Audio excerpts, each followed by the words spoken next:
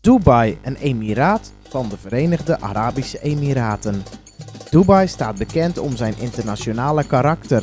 De een vindt het een voorbeeld van grootheidswaanzin, luxe en verspilling, de ander van succesvol ondernemen en nieuwe wereldwonderen. In Dubai lijkt het of materialistisch gezien alles kan. Je kan het zo gek niet bedenken of Dubai heeft het.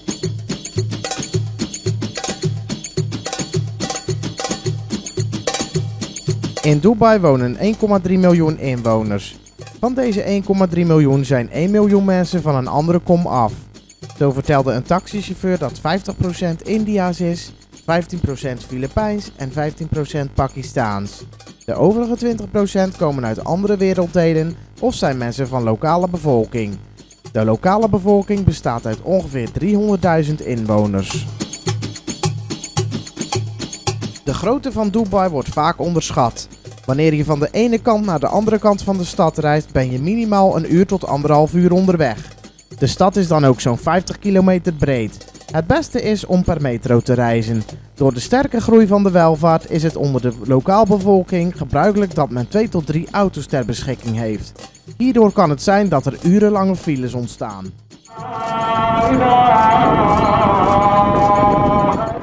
Dubai is een islamitisch land en kent veel westerse invloeden. Toch is de islamitische religie niet weg te denken in Dubai. Een taxichauffeur vertelde ons dat er om de 100 meter een moskee staat.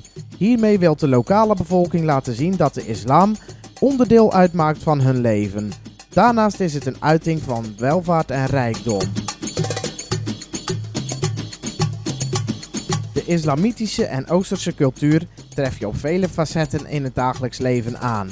Zo zal een vrouw nooit naast de man gaan zitten. Indien dit niet anders kan, zal de vrouw een tas ertussen zetten zodat er geen lichamelijk contact gemaakt wordt. In het openbaar vervoer is er dan altijd een gescheiden sectie voor mannen en vrouwen. Vrouwen van voor en mannen van achter. De Dubai Creek is een smalle zeearm die 14 kilometer het woestijngebied insteekt. De creek lijkt op een rivier, maar het is dus zoutwater. Het water maakt de scheiding tussen de wijk Dera en Boer Dubai. Over de creek varen watertaxis, Abra's genaamd. Ook zijn er diverse Abra's die in de avond varen met diner aan boord. Vroeger werden de Abra's gebruikt om heen en weer te pendelen tussen de twee wijken. Men kon ook niet anders. Tegenwoordig heeft Dubai een uitstekend metronetwerk en kun je per metro van de ene naar de andere kant reizen.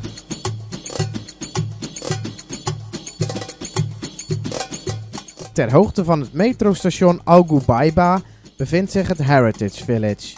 Hier kan men de geschiedenis en cultuur van het nomadische leven bewonderen. Naast diverse musea treft men er Bedouinen aan die streekproducten maken. Net buiten de poorten van het Heritage Village bevinden zich een lange boulevard met restaurants en terrasjes. Hier kan men voor niet al te veel geld een avondje vertoeven met een mooi uitzicht op de creek onder het genot van een waterpijp.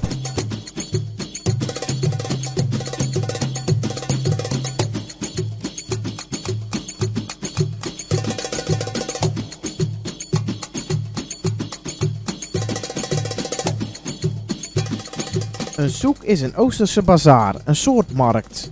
Dubai kent een aantal van deze souks. In de wijk Dera bevindt zich de kruiden- en goudsoek. In de kruidensoek wordt van alles en nog wat aangeboden, echter springt eruit dat ieder kraam safraan aanbiedt. En aan de andere kant van het water, in de wijk Boer Dubai, bevindt zich de Old Souk, waar voornamelijk textiel verkocht wordt.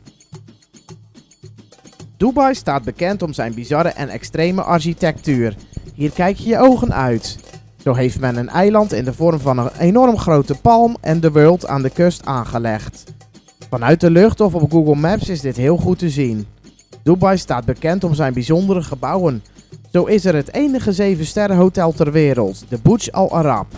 Ook staat hier de grootste toren van de wereld, de Burj Khalifa, met 828 meter hoog. Deze toren domineert de gehele skyline van Dubai.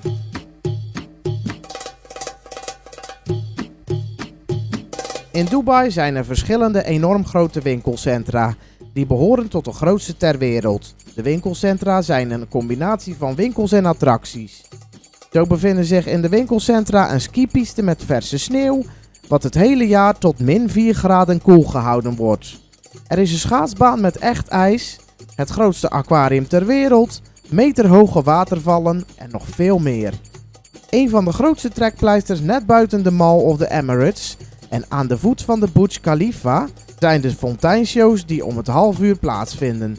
Deze zijn erg indrukwekkend om te zien.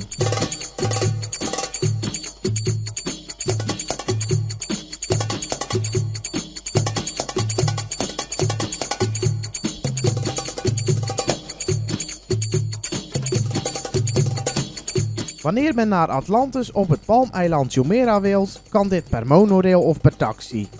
Na het passeren van 17 palmbladeren bereikt men de punt van het 25 vierkante kilometer grote eiland.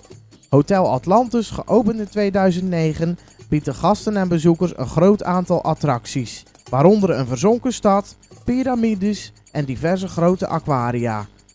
Het hotel staat bekend om zijn groot aquarium van 11 miljoen liter water, het grootste dolfinarium ter wereld en het waterpark Aquaventure met zijn ruim 2 kilometer lange Wave River.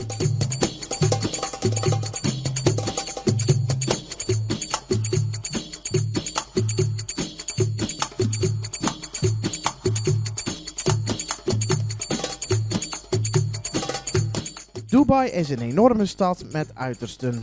In Dubai is groot, groter dan je denkt.